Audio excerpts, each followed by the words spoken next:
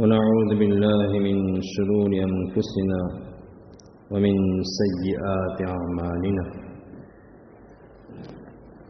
من يهده الله فلا مضل له ومن يضلله فلا هادي له وأشهد أن لا إله إلا الله وحده لا شريك له وأشهد أن سيدنا ونبينا محمدا عبده ورسوله أما بعد فأعوذ بالله من الشيطان الرجيم بسم الله الرحمن الرحيم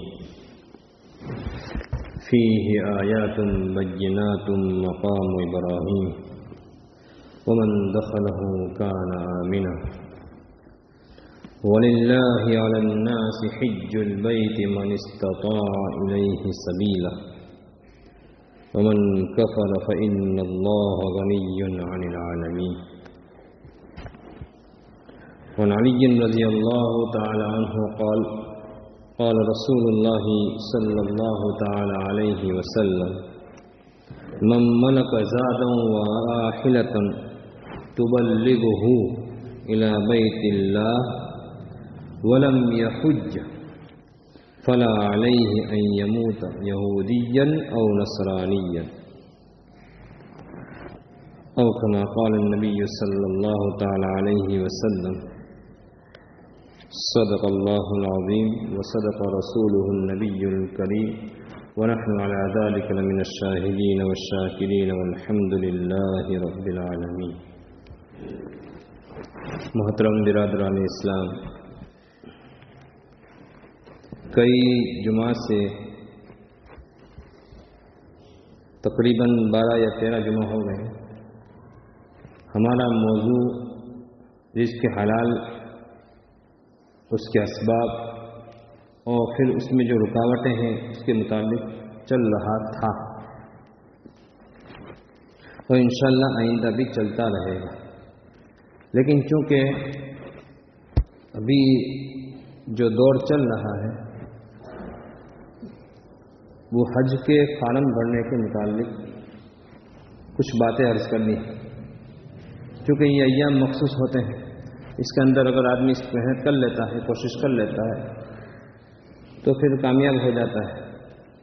تو دل میں بات آئی کہ حلال کمائی کے متعلق جو موضوع چل رہا ہے اس کو آج کے دن چھوڑ کر کے حج کی اہمیت اور اس کے متعلق جو وعیدیں آئی ہیں اللہ کے نبی صلی اللہ تعالی وسلم نے باوجود یہ کہ رحمت للعالمین تھے اتنی سخت وعید بیان فرمائی ہے کہ سن کر کے رونگٹے کھڑے ہو جاتے ہیں. پہلے تو یہ سمجھیے کہ حج کہتے کس کو ہیں. حج جو ہے ایک متعین وقت میں متعین جگہ میں مخصوص طریقے پر عبادت کرنا، عرفات میں بالخصوص حاضر رہنا 9ویں ذی الحجہ کو، یہ پورے سال میں صرف ایک دن ہی ہے کہ اس میں حج ہو سکتا ہے. عمرہ تو بقیہ دنوں میں بھی ہو سکتا ہے اور عمرہ جو ہے وہ فرض ہوتا نہیں ہے. حج جو ہے زندگی میں ایک مرتبہ مالداروں پر فرض ہے. اب حج جو ہے فرض کب ہوتا ہے؟ تو میں نے ابھی آپ کے سامنے جو قرآن کریم کی آیت پڑھی اور حدیث مبارکہ آپ کے سامنے سنائی. یوں سمجھیے کہ قرآن کریم کی اس آیت وَلِلَّهِ عَلَى النَّاسِ حِجُّ الْبَيْتِ مَنِ اسْتَطَاعَ إِلَيْهِ سَبِيلًا، اس کی وضاحت ہے، اس کی تشریح ہے اس حدیث کے اندر. جو آدمی عاقل بالغ ہو اور اس کے پاس اتنا مال ہو، مال بھی روکڑ اور نقد میں ہونا یہ ضروری نہیں ہے، اس کو بھی ذہن میں رکھیے گا. مثال کے طور پر پلاٹ لیا ہوا پڑا ہے، ضرورت سے زائد ہے. اسی طریقے سے سونا اور چاندی اور زیورات ہیں جو ہماری ملکیت میں ہیں، چاہے بھلے ہماری ملکیت میں ہیں، ہم نے بیوی کو دے رکھے ہیں استعمال کرنا ہی، تو وہ اس کا شمار نہیں ہوگا، وہ ہمارا ہی شمار ہوگا. اب اس کی قیمت جو ہے اتنی ہو جاوے کہ ہم وہاں تک جانے کا اور واپس آنے کا خرچہ ہمارے پاس ہے اور جن کا نفقہ اور خرچہ ہمارے ذمہ واجب ہے ان ایام کے خرچے کو ہم دے کر کے جا سکتے ہیں اور واپس آ سکتے ہیں. اسی کو حدیث کے الفاظ میں کہا گیا ہے کہ زادو و راحلہ، یعنی راستے کا خرچہ اور سواری کا انتظام. آج کل سواری کا انتظام جو ہے وہ ہمارے اختیار میں نہیں ہے. اس کے لیے کچھ ہمیں سرکاری اعتبار سے کچھ چیزیں ہمیں اس کو کرنا ہی پڑتا ہے. مثال کے طور پر ابھی سے آپ کو فارم بھرنا پڑے گا. جو آج کل ایام چل رہے ہیں ہمارے، ابھی فارم بھریں گے تب جا کر کے ہمارا نام مقدر میں ہوگا تو آ جائے گا، اور نہیں آیا تو یہ ہمارے یہاں گویا کہ یوں سمجھیے کہ ہم نے کوشش کر لی، اور اگر ہماری موت آ گئی آئندہ سال سے پہلے تو انشاءاللہ ہم کوتاہی کرنے والوں میں شمار نہیں ہوں گے. حج کے بارے میں ہم لوگوں نے اپنے اوپر بہت ساری شرطیں عائد کر رکھی ہیں. کس پر فرض ہوتا ہے اس کی وضاحت تو میں نے آپ کے سامنے کر دی. اب جتنا خرچہ بعض بیچارے صاحب استطاعت ہوتے ہیں وہ پرائیویٹ اور ٹور میں جاتے ہیں تو ٹھیک ہے، ان کے لیے کوئی منع نہیں ہے. لیکن جو آدمی وہاں اس میں خرچہ نہیں کر سکتا ہے، کمیٹی سے جا سکتا ہے تو اس میں جائے. یعنی ہر اعتبار سے اپنے آپ کو تیار رکھیں کہ اگر میں اللہ تبارک تعالیٰ مجھے توفیق دے تو میں انشاءاللہ ضرور جاؤں گا. اور اس میں ہم لوگوں نے اپنے بارے میں کیا شرطیں لگا رکھی ہیں. بعض مرتبہ ایسا ہوتا ہے جہالت کی وجہ سے ہم کسی کو یوں کہہ دیتے ہیں یار تو ابھی جوان ہے، جوانی میں حج. ارے اللہ کے بندے، حج تو اصل جوانی ہی کا ہے. حج کے بعد انسان کی زندگی میں تبدیلی آ جاتی ہے، بہت بڑا بدلاؤ آ جاتا ہے، اور اس بدلاؤ کی ضرورت بڑھاپے میں نہیں بلکہ جوانی کے اندر ہے. بڑھاپے میں اگر جا رہا ہے اللہ توفیق دے، اللہ اس کی بھی حج قبول فرماتے ہیں، لیکن جتنا ہو سکے اتنا جلدی ہمیں جانے کی فکر کرنی چاہیے، اس لیے کہ موت کا کوئی بھروسہ نہیں کب آ جائے گی. بعض مرتبہ آدمی سوچتا ہے کہ ابھی تو بچے چھوٹے ہیں، شادیاں باقی ہے، مکان کا انتظام نہیں ہے، مکان ہو جائے گا بعد میں جائیں گے. یاد رکھیے گا یہ ساری وہ باتیں ہیں جس کا حج کے سے کوئی تعلق نہیں ہے.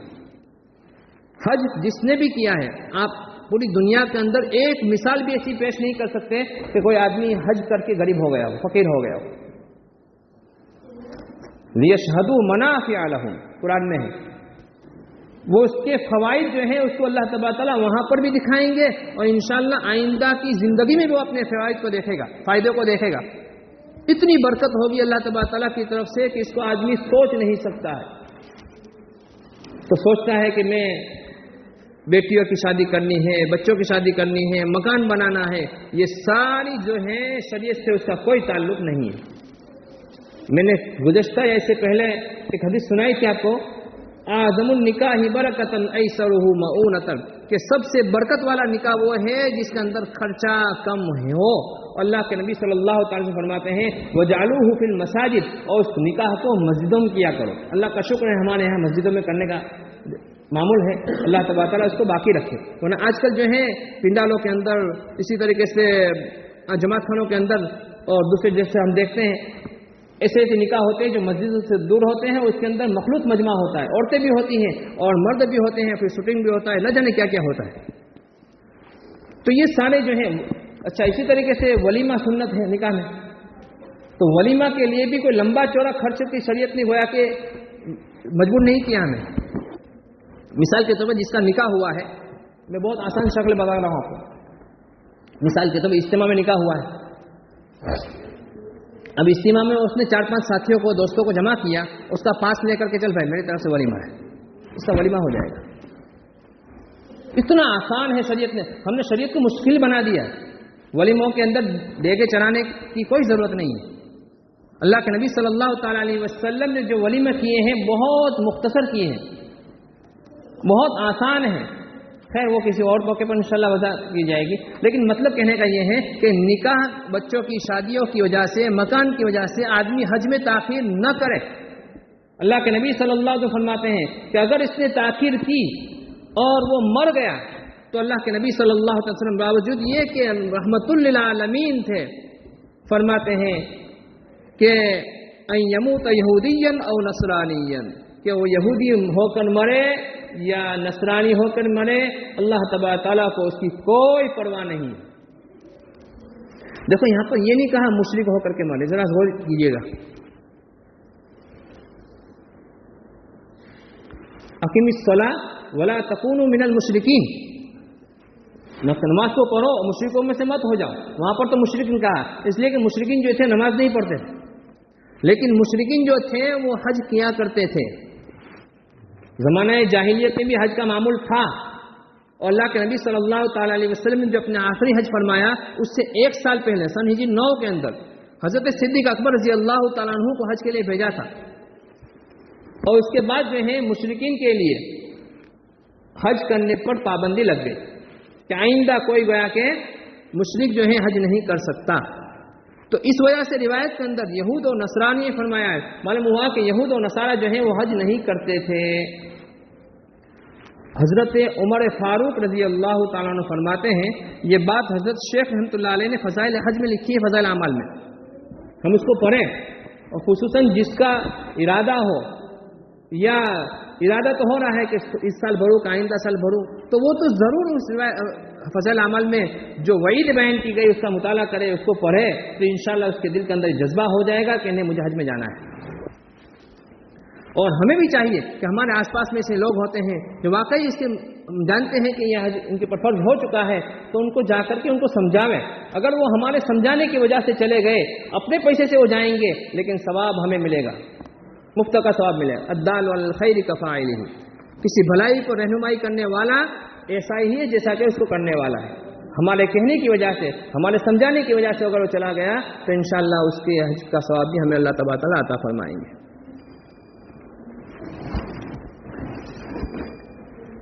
بعض مرتبہ ایسا ہوتا ہے کہ آپ نے حج کیا تو نہیں، میرے کو حج کا فرض ہے لیکن ابھی والدین کا حج باقی ہے. کیا کبھی آپ ایسا کہتے ہیں کہ ابھی میری جمعہ کی نماز میرے والدین پڑھ لیں گے بعد میں پڑھوں گا، عصر کی نماز والدین پڑھ لیں گے بعد میں پڑھوں گا؟ ان کے اوپر الگ فرض ہے، ہمارے اوپر الگ فرض ہے. اگر آپ کو اللہ نے مال دیا ہے والدین کو ساتھ میں لے جائیے. اگر والدین کا مال نہیں ہے، ان کے اوپر فرض نہیں ہے، اور آپ یہ کہہ رہے ہیں، لوگ مجھے کہیں گے کہ دیکھو تو ماں باپ کو چھوڑ کر حج میں چلا گیا. لوگ تو کہتے رہیں گے، دنیا نے کبھی کسی کو اچھا کہا ہی نہیں اور کہے گی بھی، تو لوگ تو باتیں کرتے ہی رہیں گے. ہم اس کی وجہ سے اپنے فرضوں کو کیوں چھوڑ دیں؟ من استطاع الیہ سبیلا، جو بھی وہاں پر پہنچنے کی راستے کی گویا کہ طاقت رکھتا ہو، اس کے لیے ابھی سے ہمیں گویا کہ تیاری کرنی چاہیے. میں بات سنا رہا تھا حضرت عمر فاروق رضی اللہ تعالیٰ عنہ، کتنی خطرناک بات بیان فرمائی. حضرت عمر فرماتے ہیں کہ اگر میرا دل تو یہ چاہتا ہے، حضرت عمر فرماتے ہیں میرا دل یہ چاہتا ہے کہ میں لوگوں میں بازار میں جا کر کے، عام لوگوں میں جا کر کے اس بات کا اعلان کروں کہ جو لوگ حج کے پر قدرت ہونے کے باوجود حج نہیں کرتے ہیں، طاقت ہونے کے باوجود بھی حج نہیں کرتے ہیں، تو ان کے اوپر میں جزیہ اور ٹیکس لگا دوں. اب کہیں جزیہ اور ٹیکس کیا ہوتا ہے؟ اسلامی حکومت میں کافر جو ہوتے ہیں، یہودی جو ہوتے ہیں، نصرانی جو ہوتے ہیں، وہ ٹیکس دے کر کے رہتے ہیں.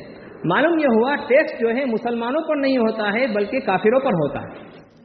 تو حضرت عمر فرماتے ہیں کہ یہ مسلمان نہیں ہے، یہ مسلمان نہیں ہے. یہ 2 مرتبہ کہا، یہ مسلمان نہیں ہے، یہ مسلمان نہیں ہے. ومن کفر فإن اللہ غنی عن العالمین. آگے قرآن میں ہے وَلِلَّهِ عَلَى النَّاسِ حِجُّ الْبَيْتِ مَنِ اسْتَطَاعَ إِلَيْهِ سَبِيلًا وَمَنْ كَفَرَ فَإِنَّ اللَّهَ غَنِيٌّ عَنِ الْعَالَمِينَ. اور جس نے اس کا انکار کیا اور جس نے حج نہیں کیا، اسی سے یہ بات نکلی ہے، ان کان یہودیًا او نصرانیًا، یہودی ہو کر مرے کہ نصرانی ہو کر مرے، اللہ تبارک تعالیٰ کو اس کی کوئی پرواہ نہیں. دیکھو بعض مرتبہ کسی کو دھمکی دینی ہوتی ہے نا، تو کھلم کھلا الفاظ میں نہیں دیتے، گول مول الفاظ جو ہی لسو دیکھ لیں گے، ایسے الفاظ ہوتے ہیں کہ سامنے والا گھبرا جاتا ہے، بھائی کیا کہہ رہا ہے. تو اللہ تبارک تعالیٰ کا بھی یہی طریقہ ہے، ومن کفر فإن اللہ غنی عن العالمین. جس نے نافرمانی کی تو اللہ تبارک تعالیٰ سارے جہاں کے لوگوں سے بے نیاز ہے. پھر وہ بے نیاز ہے، اس کو کسی کی ضرورت نہیں ہے، وہ جو چاہیں سزا دے سکتے ہیں. معلوم یہ ہوا کہ ہمیں چاہیے کہ ہم اگر اللہ نے ہمیں مال دیا ہے، اگر وہ مال ہمارے کام نہ آوے تو کس کام کا؟ لاکھوں روپے کی پراپرٹی ہے، آنکھ بند ہو گئی، وارثوں کے پاس چلی گئی، اور ہم پر اگر حج فرض رہا اور ہم نے حج نہیں کیا تو اس کی وجہ سے ہمارے اوپر گویا کہ اللہ کے نبی صلی اللہ علیہ وسلم فرماتے ہیں کہ یہودی ہو کر مرے کہ نصرانی ہو کر مرے، اس کی کوئی پرواہ نہیں ہے.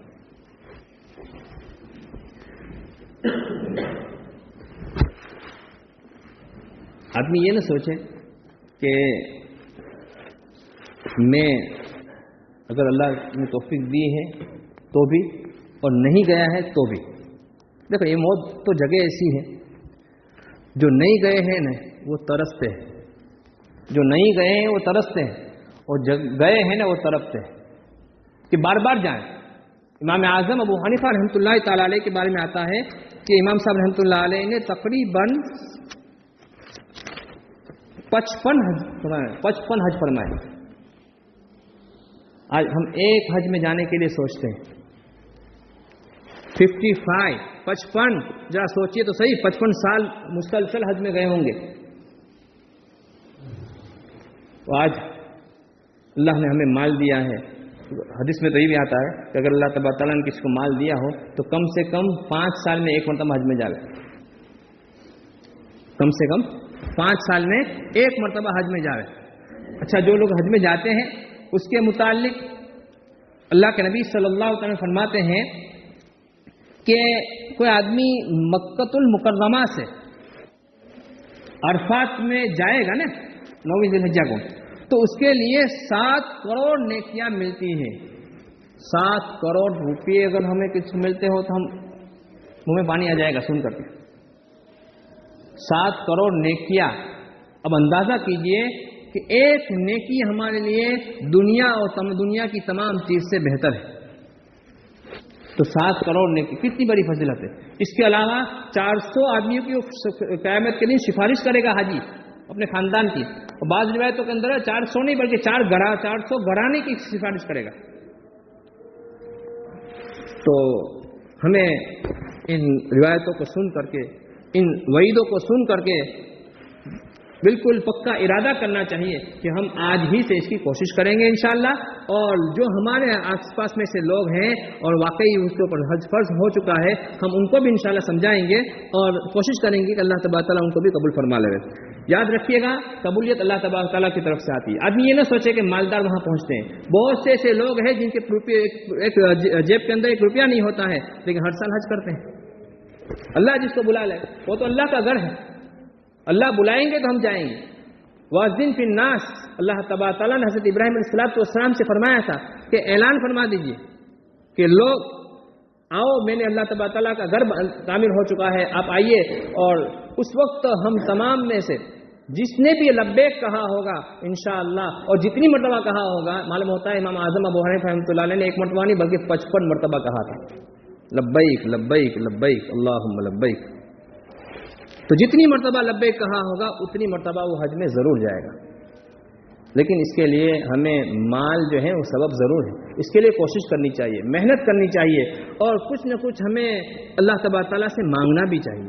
مال کے بلبوتے پر نہیں کہ میرے پاس مال ہے میں چلا جاؤں گا. دنیا میں بہت سے ایسے مالدار ہیں، دنیا کے الگ الگ ممالک گھوم کر کے آئے لیکن ہم مکۃ المکرمہ اور مدینہ منورہ جانا ان کو نصیب نہیں ہوا ہے. کیا کام کا ایسا مال کہ ہمیں گویا کہ اللہ تبارک تعالیٰ کہ گھر دیکھنے کا موقع نہ ملے، ادھر ادھر جاوے. نہ جانے کہاں کہاں لوگ جاتے ہیں اپنے کاروبار کے لیے، کتنا خرچہ کرتے ہیں، لیکن حج کا مسئلہ آتا ہے تو تھوڑا کہتے ہیں ابھی 2-4 سال جانے دیں، بعد میں جائیں گے. بعض کہتے ہیں ابھی تو جوانی ہے بڑھاپے میں جائیں گے. اصل حج جو ہے، جو گئے ہیں وہ جانتے ہیں، اصل حج جو ہے وہ تو جوانی کا ہے، تبھی جا کر کے آدمی صحیح معنی میں ارکان کو ادا کر سکتا ہے. اللہ تبارک تعالیٰ ہمیں ان پر کہی ہوئی باتوں پر عمل کرنے کی توفیق نصیب فرمائے. وآخر دعوانا ان الحمد للہ رب العالمین.